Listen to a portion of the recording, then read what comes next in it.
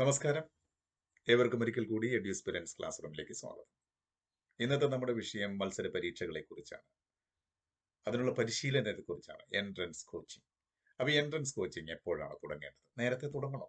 അതോ എന്താണ് നമ്മൾ സാധാരണ നമ്മുടെ പഠനമൊക്കെ കഴിഞ്ഞിട്ട് മതിയോ എന്നുള്ളതാണ്. ഞാൻ ഈ ഒരു വിഷയത്തേക്ക് എത്താനുള്ള കാരണം എന്ന് പറഞ്ഞാൽ ഇത്രയും കാലങ്ങളായിട്ട് പല കുട്ടികളുമായിട്ട് സംവദിക്കുകയും അവരെ പഠിപ്പിക്കുകയും അതുപോലെ തന്നെ മറ്റ് സഹാധ്യാപകരുമായിട്ടുള്ള സംസാരങ്ങളിലൂടെയും ചർച്ചകളിലൂടെയും ഒക്കെ ഉരുത്തിരിഞ്ഞ ചില അഭിപ്രായങ്ങൾ അത് ഞാൻ എൻ്റെതായ ഒരു ഭാഷയിൽ എൻ്റെതായ ഒരു അഭിപ്രായം കൂടിയായിട്ട് ഞാൻ അവതരിപ്പിക്കുന്നതാണ്. അതൊരു പക്ഷേ നിങ്ങൾക്ക് പലർക്കും വിരുദ്ധമായിട്ടും അനുഭവപ്പെടാം. കാരണം ഓരോരുത്തർക്കും അവരവരുടേതായ കാഴ്ചപ്പാടുകളുണ്ട്. തീർച്ചയായിട്ടും ആ കാഴ്ചപ്പാടുകളെ കൂടി നമുക്ക് മാനിച്ചേ പറ്റത്തുള്ളൂ. കാരണം നമ്മുടെ കാഴ്ചപ്പാടുകൾ എന്ന് പറയുന്നത് ശരിയാകാം, തെറ്റാകാം. പക്ഷെ സ്വന്തമായിട്ടൊരു കാഴ്ചപ്പാടുള്ളത് എപ്പോഴും നല്ലതാണ്.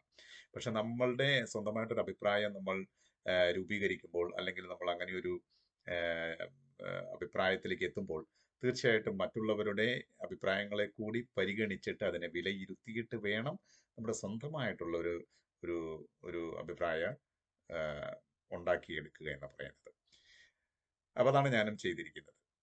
ഇനി പറയുന്ന വിഷയം എന്ന് പറയുന്നത് എന്തുകൊണ്ടാണ് എൻട്രൻസ് പരീക്ഷയ്ക്ക് ഉള്ള പരിശീലനങ്ങൾ നമ്മൾ നേരത്തെ തുടങ്ങേണ്ടതുണ്ടോ? ഇന്ന് ഞാൻ തീർച്ചയായിട്ടും പറയുന്നത് വേണം, നേരത്തെ തന്നെ വേണം എന്നാണ് പറയുന്നത്. കാരണം ഇന്ന് നമുക്കറിയാം ഒത്തിരി വിദ്യാഭ്യാസ സ്ഥാപനങ്ങളുണ്ട്. നമുക്ക് പല തലത്തിൽ പല സ്ഥലങ്ങളിലായിട്ട് പഠിക്കാൻ പറ്റും. ഒരേ തരത്തിലുള്ള കോഴ്സ് പല സ്ഥലങ്ങളിലാണ്. പക്ഷേ എല്ലാ സ്ഥാപനങ്ങൾക്കും ഒരേ രീതിയിലുള്ള ഘടനയാണോ? അവിടെ നിന്ന് നമുക്ക് കിട്ടുന്ന അനുഭവം ഒരുപോലെയാണോ എന്ന് ചോദിച്ചാൽ അല്ല.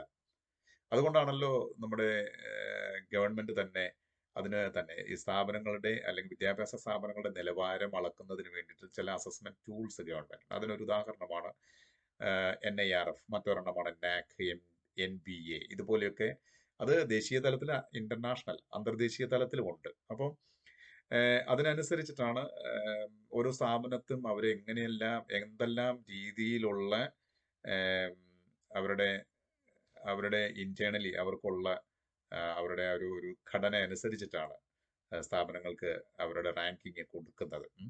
അപ്പോൾ ഇപ്പം നമുക്ക് നോക്കൂ, എഞ്ചിനീയറിംഗ് എടുത്തു കഴിഞ്ഞാൽ നമ്മുടെ ചുറ്റുവട്ടത്തുള്ള എഞ്ചിനീയറിംഗ് കോളേജുകളുണ്ട്. അത് എയ്ഡഡ് കോളേജുകളുണ്ട്, അൺഎയ്ഡഡ് കോളേജുകളുണ്ട്.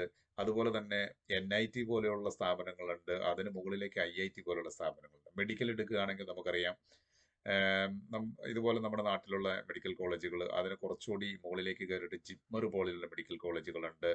പിന്നെ എയിംസ് അല്ലേ, എയിംസ് അതുപോലെയുള്ള സ്ഥലങ്ങളുണ്ട്. പിന്നെ ഇതുപോലെ തന്നെ സെൻട്രൽ യൂണിവേഴ്സിറ്റികളുണ്ട് അല്ലേ. ഇപ്പം ഡൽഹി യൂണിവേഴ്സിറ്റി, ജാമിയ മിലിയ, അതുപോലെ തന്നെ തമിഴ്നാട് സെൻട്രൽ യൂണിവേഴ്സിറ്റി, കേരളത്തിലുള്ള കാസർഗോഡുള്ള സെൻട്രൽ യൂണിവേഴ്സിറ്റി, അങ്ങനെ എത്രയോ നല്ല നല്ല ഇൻസ്റ്റിറ്റ്യൂഷൻസാണ് നമ്മുടെ നാട്ടിലുള്ള. ഇത്തരം ഇൻസ്റ്റിറ്റ്യൂഷൻസിലൊക്കെ പഠിക്കുമ്പോഴെന്ന് വെച്ചിട്ടുണ്ടെങ്കിൽ നമ്മുടെ നല്ലൊരു എക്സ്പോഷറാണ് നമുക്ക് കിട്ടുന്നത്. അതായത് നമ്മൾ കുറച്ചുകൂടി നല്ല ക്ലാസ്സുകൾ, അതുപോലെ നല്ല എക്സ്പീരിയൻസ്, അതുപോലെ ഉപരിപഠന സാധ്യതകൾ, നമുക്ക് ഇപ്പോൾ ഒരു ജോലിക്കാണെങ്കിലുള്ള സാധ്യതകൾ, നല്ല പ്ലേസ്മെന്റ്, ഇങ്ങനെ എല്ലാ രീതിയിലുമുള്ള സാധ്യതകൾ അനന്തമാണ് ഇത്തരം സ്ഥലങ്ങളിലൊക്കെ നമുക്ക് പഠിക്കുമ്പോൾ. അപ്പൊ അങ്ങനെയുള്ള സ്ഥലങ്ങളിൽ നമുക്ക് പഠിക്കണമെങ്കിൽ നമ്മൾ ഓടിച്ചെന്നിട്ട് ഒരു പരീക്ഷ പണ്ടൊക്കെ സാധ്യതയായിരുന്നു, നമുക്ക് മെറിറ്റോറിയസ് ആയിട്ടുള്ള സ്റ്റുഡൻസിനെ നേരിട്ട് അപ്ലൈ ചെയ്യാമായിരുന്നായിരിക്കാം. പക്ഷെ ഇന്ന് അങ്ങനെയൊന്നുമല്ല. ഇന്നെന്ന് പറഞ്ഞാൽ നമ്മൾ എന്തിനും എവിടെയും അഡ്മിഷൻ ടെസ്റ്റുകളാണ്.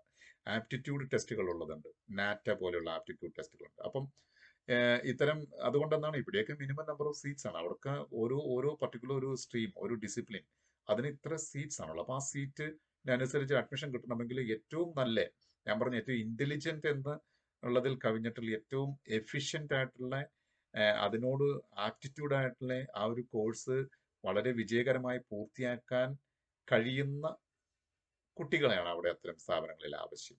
അപ്പൊ അതുകൊണ്ട് തന്നെ ഇത്തരം എല്ലാ സ്ഥലങ്ങളിലായാലും എന്താണ് അഡ്മിഷൻ ടെസ്റ്റുകൾ നടത്തുന്നത്, എൻട്രൻസ് ടെസ്റ്റുകൾ നടത്തുന്നത്. അതിനെ അടിസ്ഥാനപ്പെടുത്തിയിട്ടാണ് അങ്ങോട്ടേക്കുള്ള അഡ്മിഷൻസ് ഒക്കെ പോസിബിൾ ആകുന്നത്. അപ്പൊ CUET എന്ന് പറയുന്ന ഒരു എക്സാം, ഞാൻ മറ്റൊരു ദിവസം അതിനെക്കുറിച്ച് പറയാം. അതുപോലെ തന്നെ എന്താണ് നൈസർ എക്സാമിനേഷൻ നടത്തുന്നുണ്ട്. നൈസർ അവരുടെ എക്സാമിനേഷൻ ഉണ്ട്. നെസ്റ്റ് എന്ന് പറയുന്ന എക്സാമിനേഷൻ. അതുപോലെ IISc, അവിടത്തേക്ക് പ്രത്യേകമായിട്ടുള്ള എക്സാമിനേഷൻസ് ഉണ്ട്. ഇങ്ങനെ ധാരാളം എക്സാമിനേഷൻസ് ഉണ്ട് അല്ലേ. ഇപ്പൊ മാനേജ്മെന്റ് ആയിട്ടുള്ള ആണെങ്കിലും അല്ലെ, MBAക്ക് പഠിക്കാനായിട്ടുള്ള എക്സാമിനേഷൻസ് ഉണ്ട്, ഇന്റഗ്രേറ്റഡ് കോഴ്സുകൾ പഠിക്കാനായിട്ടുള്ള എക്സാമിനേഷൻസ്, ധാരാളം ഡിഫറെന്റ് ടൈപ്സ് ഓഫ് എക്സാമിനേഷൻസ് ആണ് ഉള്ളത്. അപ്പോൾ തീർച്ചയായിട്ടും ഇത്തരം സ്ഥലങ്ങളിലേക്കുള്ള പരീക്ഷകൾക്കൊക്കെ അതിൻ്റെതായ ഒരു സ്ട്രക്ചർ ഉണ്ടാവും. അതൊരു ഇത്ര ഡ്യൂറേഷൻ ഉള്ള എക്സാമിനേഷൻ. അതിനകത്ത് റീസണിങ് ക്വസ്റ്റൻസ് ഉണ്ടാവും, ഇംഗ്ലീഷ് ബേസ്ഡ് ആയിട്ടുള്ള ക്വസ്റ്റൻസ് ഉണ്ടാവും, ഐ മീൻ ലാംഗ്വേജ് ബേസ്ഡ് ആയിട്ടുള്ള ക്വസ്റ്റൻസ് ഉണ്ടാവും, പിന്നെ സബ്ജക്ട് ബേസ്ഡ് ആയിട്ടുള്ള ക്വസ്റ്റൻസ് ഉണ്ടാവും. ഇതെല്ലാം നമ്മൾ ചെയ്യണമെങ്കിൽ നമുക്ക് അതിൻ്റെതായ എന്താണ് അതിനൊരു നല്ലൊരു പരിശീലനം ആവശ്യം തന്നെയാണ്. ആവശ്യം എന്നുള്ള അവശ്യമാണ് എന്ന് പറയും. അപ്പൊ അത് നമുക്ക് ഒരു കാരണവശാലും ഒഴിച്ചുകൂടാൻ പറ്റാത്തതാണ്. കാരണം ക്വസ്റ്റ്യൻസിനെ കുറിച്ചുള്ള പരിചയം, നല്ല പരിചയം വേണം. ക്വസ്റ്റ്യൻസിന് മുന്നേ ആയിട്ട് നമുക്ക് വേണ്ടത് കോൺസെപ്റ്റ് തറവാകണം. അതുപോലെ തന്നെ കോൺസെപ്റ്റ് നന്നായിട്ട് മനസ്സിലാകണം. അതിനെ ക്വസ്റ്റ്യൻസ് വരുമ്പോൾ ഉത്തരങ്ങളിലേക്ക്, ശരിയായ ഉത്തരത്തിലേക്ക് എത്തുവാനുള്ള രീതിയിൽ അപ്ലിക്കേഷൻ ആ ഒരു ലെവലൊക്കെ നന്നായിരിക്കണം. അപ്പൊ അതിനൊക്കെ വേണ്ടിയിട്ട് നമുക്ക് നല്ല പരിശീലനത്തിന്റെ ആവശ്യമുണ്ട്, നല്ല സമയത്തിന്റെ ആവശ്യമുണ്ട്. കാര്യം 3 മണിക്കൂറുള്ള ഒരു പരീക്ഷയാകാം, ഒരു മണിക്കൂറുള്ള പരീക്ഷയാകാം. അതിന് വേണ്ടിയിട്ട് നമ്മൾ ചിലപ്പം 1 വർഷമൊന്നും, ചില എക്സാമിനേഷൻസിന് 1 വർഷമൊന്നും പോരാ, 2 വർഷവും പോരാ. ചിലര് റിപ്പീറ്റ് ചെയ്യുന്നു, റിപ്പീറ്റ് ചെയ്യുന്നു, അങ്ങനെയൊക്കെയാണ് ചിലര് ഓരോ എക്സാമിനേഷൻസ് കടമ്പകൾ കടന്ന് പോകുന്നത്. അപ്പോ അതുകൊണ്ട് തന്നെ ഞാൻ എപ്പോഴും പറയും, നമ്മൾ നല്ലൊരു ലക്ഷ്യം നമുക്കുണ്ട്, നല്ല ഉന്നതമായിട്ടുള്ള ഒരു ലക്ഷ്യമുണ്ട്, നല്ലൊരു സ്ഥലത്ത് ഒരു അഡ്മിഷൻ കിട്ടണം, അതുപോലെ നല്ലൊരു ഭാവി ഉണ്ടാകണമെന്ന് ആഗ്രഹിക്കണം. ആദ്യത്തെ കാര്യം അതാണല്ലോ, ആഗ്രഹം വേണം, അല്ലെ? നമുക്ക് ഏറ്റവും അത്യാവശ്യമുള്ള ആഗ്രഹം വേണം. അത് കഴിഞ്ഞിട്ട് നമ്മൾ ആഗ്രഹിച്ചാൽ മാത്രം പോരാ, അതിനൊക്കെയുള്ള വഴി എന്താണ് എന്ന് മനസ്സിലാക്കിയെടുക്കണം. അതിനൊക്കെയുള്ള എന്തൊക്കെ വേണം, വഴി മനസ്സിലാക്കണം. പിന്നെ നമ്മൾ അതിനനുസരിച്ച് പരിശീലനം നമ്മൾ നേരത്തെ തുടങ്ങണം. ഇപ്പം ഇംഗ്ലീഷിലൊരു സേയിങ് ഉണ്ട്, ആൻഡ് ദെൻ സം മോർ എന്ന് വെച്ചിട്ടുണ്ടെങ്കിൽ നമ്മൾ എന്താണ് ചെയ്തുകൊണ്ടിരിക്കുന്നത് അതിന്റെ കൂടെ അല്പവും കൂടി കൂടുതൽ ചെയ്യാനുള്ള ഒരു മനസ്സ്. ആ മനസ്സാണ്, ആറ്റിറ്റ്യൂഡാണ് നമുക്ക് ഏറ്റവും പ്രധാനം. വിജയത്തിന്റെ ഒരു വലിയ ഘടകം എന്ന് പറയുന്നത് ആറ്റിറ്റ്യൂഡാണ്. ആപ്റ്റിറ്റ്യൂഡ് ഉണ്ടായതുകൊണ്ട് കാര്യമല്ല, ഇന്റലിജന്റ് ആയതുകൊണ്ട് മാത്രം കാര്യമില്ല. നമുക്ക് അതിനോടുള്ള ഒരു നമ്മുടെ മനോഭാവം കൂടി വളരെ ഇമ്പോർട്ടന്റ് ആണ്. അപ്പോ ഞാൻ പറയുന്നത്, ഓരോ പരീക്ഷകൾക്കും അതിൻ്റെതായ ഒരു സ്ട്രക്ചർ ഉണ്ട്, അതിനൊരു ടൈം ഉണ്ട്. വിതിൻ ദ ടൈമിൽ ഇന്നത്തെ കാലഘട്ടത്തിൽ ഓരോ പരീക്ഷകൾക്കും മിക്കവാറുമുള്ള രീതിയിൽ ഈ സ്ക്രീനിങ് ടെസ്റ്റുകൾക്കൊക്കെ തന്നെ നെഗറ്റീവ് മാർക്കിംഗ് ഉണ്ട്. എന്ന് വെച്ചിട്ടുണ്ടെങ്കിൽ നമ്മൾ എന്തെങ്കിലുമൊക്കെ ചുമ്മാ എവിടെയെങ്കിലുമൊക്കെ എഴുതി വെച്ചാൽ മാത്രം പോരാ, അല്ലെങ്കിൽ എന്തെങ്കിലുമൊക്കെ ചുമ്മാ നമ്മൾ എന്താ പറയുക, ഈ ഒബ്ജക്റ്റീവ് ടൈപ്പ് ക്വസ്റ്റ്യൻസിലൊക്കെ നമ്മൾ മാർക്ക് ചെയ്താൽ പോരാ. നമുക്ക് കൃത്യമായിട്ട് മനസ്സിലാക്കി, കൃത്യമാണ്, അത് ശരിയാണ് എന്നുണ്ടെങ്കിൽ മാത്രമാണ് നമ്മളത് അതിന്റെ റെസ്പോണ്ട് ചെയ്യാൻ പറ്റത്തുള്ളൂ.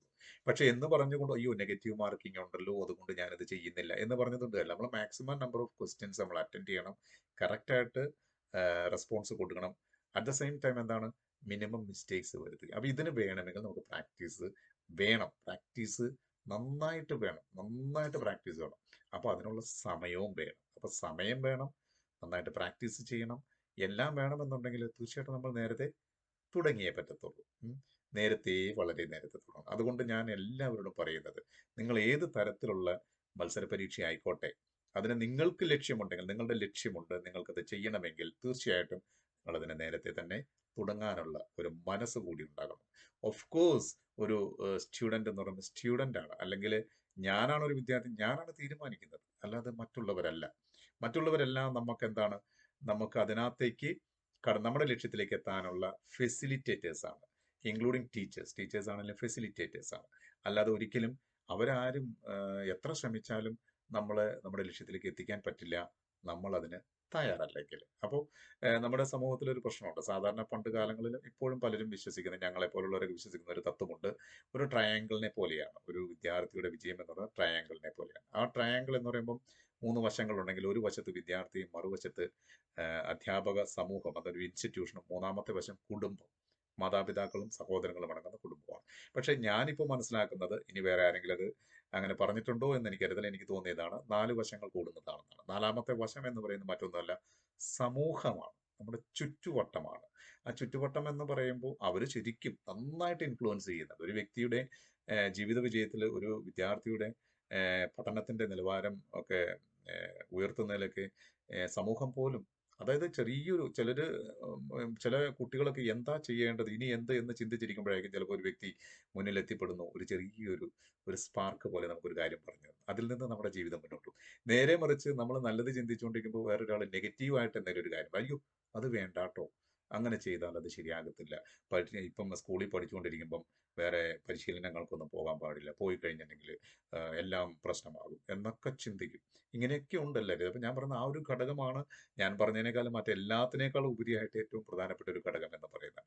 അപ്പോൾ ആ ഘടകത്തിനെ നമ്മൾ മാനിക്കണം.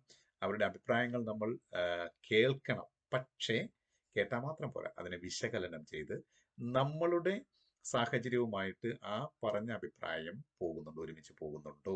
ചിലപ്പോൾ അവരുടെ കാഴ്ചപ്പാടായിരിക്കാം, അവരുടെ രീതിയിൽ, അവരുടെ എക്സ്പീരിയൻസ് ആയിരിക്കും അവർ ഷെയർ ചെയ്യുന്നത്. അവരുടെ ഭാഗത്തു നിന്ന് നോക്കുമ്പോൾ അവർ പറയുന്നത് ശരിയായിരിക്കാം. പക്ഷെ നമുക്കത് ആകണമെന്നില്ലല്ലോ, അല്ലേ? നമ്മൾ ഡിഫറൻ്റ് ആണ്. ഈച്ച് വൺ ഈസ് ഡിഫറൻ്റ് ആണ്. അപ്പം നമ്മൾ വ്യത്യസ്തമായിട്ട് ചെയ്യാനും ആഗ്രഹിക്കുന്നതാണ്. അപ്പോൾ അതുകൊണ്ട് തന്നെ മറ്റുള്ളവരുടെ അഭിപ്രായങ്ങൾ കേൾക്കുക, മനസ്സിലാക്കുക, അതിനെ വിലയിരുത്തുക. അത് നമ്മൾക്ക് സാധ്യമാകുന്നതാണ്. നമ്മളുടെ ജീവിതത്തിലേക്കുള്ള, ജീവിത വിജയത്തിലേക്കുള്ള യാത്രയിൽ നമുക്ക് അത് ഉപകാരപ്പെടുമെങ്കിൽ അതിനെ സ്വീകരിക്കണം.